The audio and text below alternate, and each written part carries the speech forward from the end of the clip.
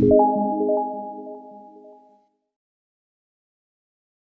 Hello विशाल sir, कैसे हो? मैं बहुत अच्छा हूँ कीर्ति जी। आप सुनाइए, क्या चल रहा है आपका? मैं भी एकदम ठीक हूँ। आज हम हरियाणा के बीएमएस के बारे में डिस्कस करने वाले हैं ओके कि कीर्ति। कैसे कॉलेजेस हैं, कैसे फीस है। नहीं, बहुत अच्छी बात है कीर्ति जी। तो आप जरा हरियाणा की बीएमएस की जब काउंसलिंग स्टार्ट करने वाले हैं, तो मैं चाहता हूँ कि आप एलिजिबिलिटी से शुरू करें। तो बिना ज़्यादा टाइम लगाए हम क्या करते हैं, हम डायरेक्टली अपने टॉपिक्स पर चलते हैं कि जहाँ जहाँ से हमने इसको कंटिन्यू करना है। तो कीर्ति जी, सबसे पहले आप एलिजिबिलिटी के बारे में सबको बताइए कि क्या रिक्वायरमेंट्स रहती है, बिकॉज अगर किसी की एलिजिबिलिटी नहीं पूरी होएगी तो वो हरियाणा में कैसे एडमिशन लेगा? हाँ जी। अगर किसी को हरियाणा में एडमिशन लेनी है बीएमएस में, तो सबसे पहले जैसे जिनका हरियाणा डोमिसाइल होता है वो तो हरियाणा के गवर्नमेंट एडेड सीट्स भी ले सकते हैं और मैनेजमेंट सीट्स भी ले सकते हैं जिनका डोमिसाइल है हरियाणा का। ठीक है, बट जिनके पास डोमिसाइल नहीं है हरियाणा का, मतलब अदर स्टेट्स वाले, कोई और स्टेट, पंजाब, चंडीगढ़, कोई भी स्टेट वाला हरियाणा में एडमिशन लेना चाहता है बीएमएस में, तो उसको मैनेजमेंट कोटा में मिलती है सीट। तो और सबसे इम्पोर्टेंट, अगर किसी का नीट क्वालिफाइड होता है तो ही वो आगे प्रोसीजर में बढ़ सकता है, बीएमएस के एडमिशन के लिए देख सकता है। अगर किसी का नीट क्वालिफाइड ही नहीं है तो वो एडमिशन नहीं ले सकता है। ओके ओके कीर्ति, तो अगर हम इसको एनालाइज करें तो इससे ये पता चलता है कि अगर हम डोमिसाइल है तो डोमिसाइल का एक बेनिफिट ये है कि हमें गवर्नमेंट कॉलेज में या गवर्नमेंट एडेड कॉलेज के अंदर एडमिशन मिल जाती है। और अगर डोमिसाइल नहीं है तो आपको मैनेजमेंट सीट्स मिलती हैं। बस एक जो बड़ा सा डिफरेंस वो यही है ना?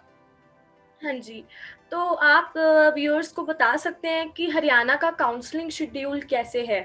हाँ, बिल्कुल। हम यहाँ पे हरियाणा के काउंसलिंग शेड्यूल के बारे में एक बार डिस्कस कर लेते हैं। तो मैं आपको डायरेक्टली उस वेब पेज पर ही लेकर चलता हूँ, जहाँ पर ये काउंसलिंग शेड्यूल पूरा का पूरा एक्सप्लेन किया हुआ है उन्होंने। तो वहाँ से हमें थोड़ा-सा और ईज़ी हो जाएगा इसको समझना।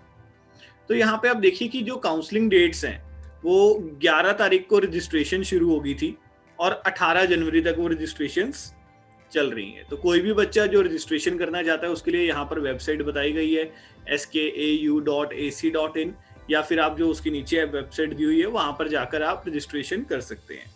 मैं यहाँ पर एक और पॉइंट ऐड ऑन कर देता हूँ रजिस्ट्रेशन को एक्सप्लेन करते हुए।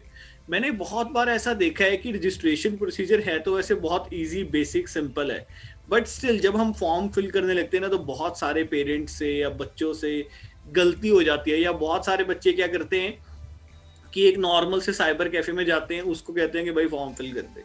तो ये मेडिकल के फॉर्म्स हैं, इतने इजी नहीं होते हैं, इसके अंदर बहुत सारी टेक्निकलिटीज होती हैं। तो छोटी सी गलती की वजह से कभी कभी हमारी एडमिशन हमें पता है कि मिल सकती थी पर मिलती नहीं है, क्योंकि हमसे मिस्टेक्स हो जाती है वहां पे। तो इस पॉइंट पर मैं चाहता हूँ कि जो पेरेंट्स हैं या स्टूडेंट्स हैं वो अपनी जिंदगी के इतने इंपॉर्टेंट ईयर्स यहाँ पर लगाने वाले हैं, तो आई वुड रिकमेंड देम कि वो एक प्रोफेशनल काउंसलिंग लें, चाहे हमसे लें या जो उनके पास में कोई और कंसल्टेंट है चाहे वहां से लें।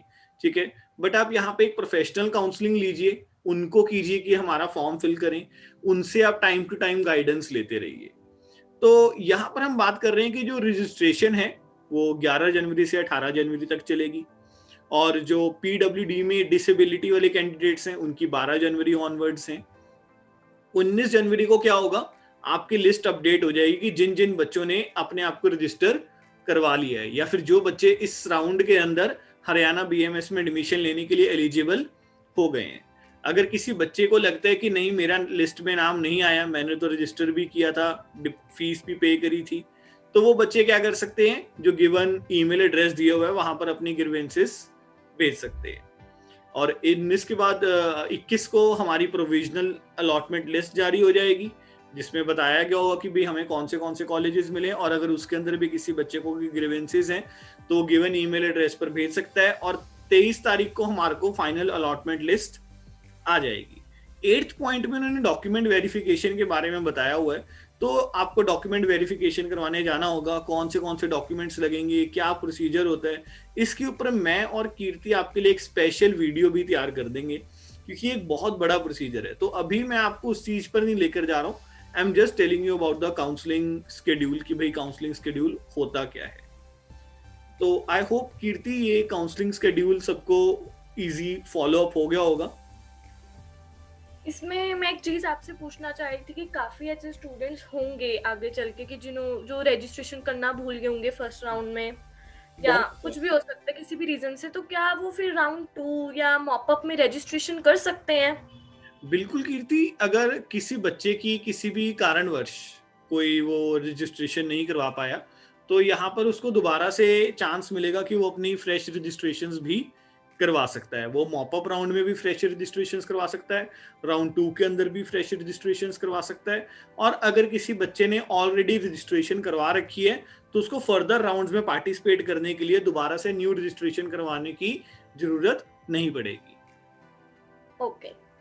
तो कीर्ति, यहाँ पे अभी हमने काउंसलिंग शेड्यूल के बारे में डिस्कस की है, तो मैं चाहता हूँ कि आप एक बार सारों को जो हमारा यहाँ पे फीस स्ट्रक्चर है उसके बारे में बताइए। तो फीस स्ट्रक्चर को भी हम क्या करते हैं कि जो इनका प्रोस्पेक्टस दिया हुआ है, प्रोस्पेक्टस के आप पेज नंबर 6 पर जाएंगे तो आपको सारे कॉलेजेस की फीस मिल जाएगी। तो हम आपके लिए वो कॉलेजेस की फीस एक बार एक्सप्लेन कर देते हैं, जो मेरे को लग रहा है कि आप सबको बेनिफिशियल रहेगा वहां से एक बार रीड करना। तो मैं यहाँ पे एक बार वो कॉलेजेस खोल देता हूँ कि जोन से बीएमएस के कॉलेजेस हैं। तो कीर्ति जी, एक बार आप जरा सबको फीस के बारे में बता दीजिए कि भी कैसे रहता है इसका फीस का।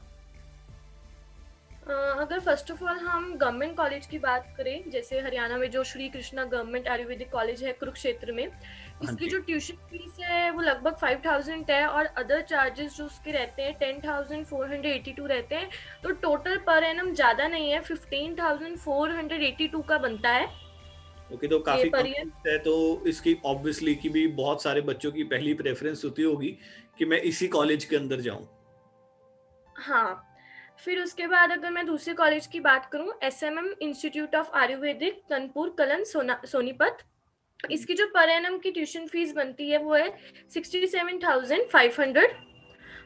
इसमें ये जो 67,500 पर एनम मैं बता रही हूँ, इसमें सब कुछ इंक्लूड है, एडमिशन फी, सारी चीजें, रिफंडेबल सिक्योरिटी डिपॉजिट, सब कुछ इसमें इंक्लूड है।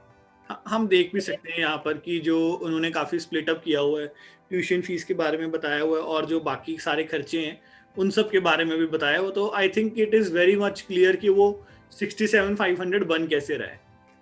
हाँ, इसमें एग्जाम फी भी आ जाती है, लाइब्रेरी फी भी आ जाती है, सब कुछ इंक्लूड हो जाता है। ओके ओके कीर्ति जी, तो आप जरा आगे वाले जो कॉलेजेस हैं उनके बारे में भी एक बार बता दीजिए। उसके बाद जो है बाबा मनसंद आयुर्वेदिक कॉलेज है जो रोहतक में है, ये प्राइवेट कॉलेज है। इसकी जो पर एनम टोटल फीस सब कुछ मिला के, ट्यूशन फीस, हॉस्टल वगैरह सब कुछ मिला के 3,90,000 पर एनम बनता है। ओके। उसके बाद जो हमारे पास फोर्थ कॉलेज है, faculty of Indian medicine system, जो गुड़गांव में है, इसकी पर एनम 4,30,000 ट्यूशन फीस सब कुछ इंक्लूड करके बनता है। ओके ओके, तो जो आप फीस बता रहे हैं वो सारा कुछ इंक्लूसिव बता रहे हैं, और यहाँ पर उन्होंने हाँ, डिवीजन भी दी हुई है कि वो किस तरीके से उन्होंने 4 लाख है। की फीस बनाई है। तो जो रिमेनिंग हाँ, की प्राइवेट कॉलेजेस रह गए हैं उनके बारे में आप बता दीजिए कि भाई उनका फीस स्ट्रक्चर कैसे रहता है। जो इनके अलावा जो रिमेनिंग बीएमएस कॉलेजेस रह गए हैं, उनकी जो एनुअल फी बनती है सब कुछ इंक्लूड करके वो बनती है 2.4 लाख, जिसमें एनुअली इंक्रीमेंट है 5% का हर साल ट्यूशन फीस में। और उसके अलावा हमें लाइब्रेरी चार्जेस, स्पोर्ट्स चार्जेस और इंटरनेट चार्जेस भी देने पड़ेंगे। वो तो होते ही हैं। ओके ओके ओके, तो कीर्ति जरा यहाँ पे आप सबको बता दीजिए, क्योंकि मैं देख रहा था कि ये सारी जो फीस ऊपर दी गई है इनमें से कहीं पर भी हॉस्टल और मेस का खर्चा नहीं बताया हुआ था। तो आप एक बार सबको बता दीजिए कि भाई हॉस्टल और मेस का खर्चा किस प्रकार से रहता है। अगर एडिशनल बताया जाए तो हॉस्टल एंड मेस का मैक्सिमम टू मैक्सिमम भी 60,000 पर एनम रहता है। बाकी मेस के चार्जेस तो हमारे एक्चुअली होते हैं, और ट्रांसपोर्ट वगैरह का भी हमारा एक्चुअली होता है, बट हॉस्टल का मैक्सिमम 60,000 रहता है पर एनम। मेरे यहाँ पे ये सवाल था कि जो गवर्नमेंट कॉलेजेस है और प्राइवेट कॉलेजेस है, दोनों का जो हॉस्टल का एक्सपेंस है वो सेम ही है या अलग अलग है? नहीं नहीं, वो इतना ही रहेगा, मैक्सिमम 60,000 तक ही रहेगा, चाहे वो गवर्नमेंट कॉलेज में एडमिशन ले चाहे प्राइवेट कॉलेज में। तो गवर्नमेंट कॉलेज के लिए भी 60,000 है और प्राइवेट कॉलेजेस के लिए भी 60,000 ही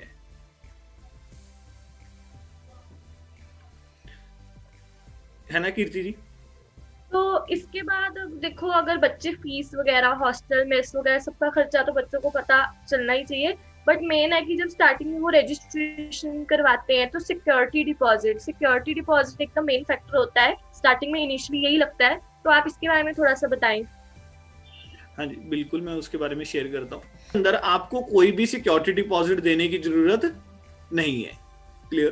तो जो आपका सिक्योरिटी डिपॉजिट जाता है वो राउंड 2 ऑनवर्ड्स जाता है। तो आप राउंड 2 के अंदर 5,000 रुपए का सिक्योरिटी डिपॉजिट देंगे अगर आप गवर्नमेंट या गवर्नमेंट एडेड सीट्स के लिए पार्टिसिपेट करना चाहते हैं। और अगर आप मॉप अप राउंड के अंदर फ्रेश रजिस्ट्रेशन करवा रहे हैं तो आपको मॉप अप राउंड के अंदर सिक्योरिटी डिपॉजिट देना पड़ेगा 15,000 रुपए का, अगर आप गवर्नमेंट या गवर्नमेंट एडेड सीट्स के लिए जा रहे हैं। अगर आप गवर्नमेंट सीट्स और प्राइवेट सीट्स दोनों के लिए पार्टिसिपेट करना चाहते हैं तो आपको राउंड 2 के अंदर 50,000 रुपए का सिक्योरिटी डिपॉजिट देना पड़ेगा। और अगर आप मॉप अप राउंड में जा रहे हैं फ्रेश रजिस्ट्रेशन के साथ तो आपको 1.5 लाख रुपए का सिक्योरिटी डिपॉजिट देना पड़ेगा। सिक्योरिटी डिपॉजिट जो हम दे रहे हैं, मैं इसके बारे में पॉइंट एक बार क्लियर कर देता हूं कि जितना भी हम सिक्योरिटी डिपॉजिट देते हैं ये हमारी फर्स्ट ईयर की फीस में एडजस्ट हो जाता है, या फिर अगर हमको कोई भी कॉलेज अलॉट नहीं हुआ तो वो ऑटोमेटिकली हमें रिफंड हो जाता है। जिन बच्चों को तो कॉलेज मिल गया उनकी तो फर्स्ट ईयर की फीस में से ही एडजस्ट हो जाएगा, जिन बच्चों को कॉलेज नहीं मिला उनको वो रिफंड आ जाएगा। तो फॉरफिट कब होता है सिक्योरिटी डिपॉजिट? देखिए, फोरफिट होने का तो बहुत सिंपल सा यहाँ पे रीजन है, उन्होंने कोई कॉम्प्लिकेशन नहीं डाली है। वो कहते हैं कि अगर आपको राउंड 2 के अंदर या मॉप अप राउंड के अंदर कोई भी सीट अलॉट होगी और आप वो कॉलेज ज्वाइन नहीं करते तो आपने जितने भी पैसे हमें दिए हैं वो फोरफिट हो जाएंगे, वो जब्त कर लेंगे। हाँ। इसमें मैं कीर्ति एक और आपको या अपने सारे व्यूअर्स को एक इंटरेस्टिंग पॉइंट बताना चाहता हूँ कि अगर हमारे बाई चांस लगा लो कि हमारे से राउंड 2 के अंदर हमें सीट मिली, मैंने वो सीट ली नहीं, तो मेरी सिक्योरिटी मनी तो जब्त होएगी, है ना। बट स्टिल मैं मॉप अप राउंड में दोबारा से रजिस्ट्रेशन करवा के अपनी सिक्योरिटी डिपॉजिट जमा करा के फिर दोबारा भी पार्टिसिपेट कर सकता हूँ। ओके, ठीक है, तो ये मेरे को लगा। हाँ जी, हाँ जी। तो कीर्ति जी, और कुछ आपको लगता है कि जो डिस्कस करने वाला रहता है अभी यहाँ पे? नहीं, काफी डाउट्स क्लियर हो गए हैं। बस एक डॉक्यूमेंट वेरिफिकेशन वाला काफी प्रोसीजर जो है वास्ट है, वो हम अगर हम उसके लिए एक उसके लिए भी स्पेशल वीडियो जरूर तैयार करेंगे, क्योंकि मैं चाहता हूँ कि आज वाला जो शेड्यूल हाँ था वो हम काउंसलिंग प्रोसीजर तक ही रखते हैं। तो वैसे मैं यहाँ पर एक बार अपने सारे व्यूअर्स को दोबारा से कहना चाहूंगा कि हमारी पेड काउंसलिंग्स भी अवेलेबल हैं। आप MBBS के लिए, BMS के लिए, पंजाब में या ऑल ओवर इंडिया कहीं पे भी हमारी BMS सर्विसेज लेना चाहते हैं, MBBS के रिगार्डिंग सर्विसेज लेना चाहते हैं, तो आप हमें कांटेक्ट कर सकते हैं, जो हमारे गिवन नंबर्स आ रहे हैं। बाकी अगर आपके कोई वैसी कोई जनरल डाउट्स हैं तो आप व्हाट्सएप पे या कमेंट सेक्शन पर हमें जरूर पूछिए, हमको खुशी होगी अगर हम आपकी कोई हेल्प कर सकते होंगे वहां पे। तो कीर्ति जी, आई थिंक आज का सेशन हमें फिर यहाँ पे क्लोज करना चाहिए, और अगर आपके कोई भी डाउट्स हैं तो आप हमसे जरूर पूछिए, will surely try to help you. Okay, आप जो भी व्यूअर्स हमारी वीडियो देखेंगे, अगर किसी को भी कोई भी डाउट हो तो कमेंट बॉक्स में डाल सकते हैं। बिल्कुल बिल्कुल, तो हम कोशिश भी करेंगे उनकी हेल्प करने की। तो कीर्ति जी, आज का सेशन फिर हम यहीं पे एंड करते हैं, और तब तक के लिए good bye, take care. Okay, thank you.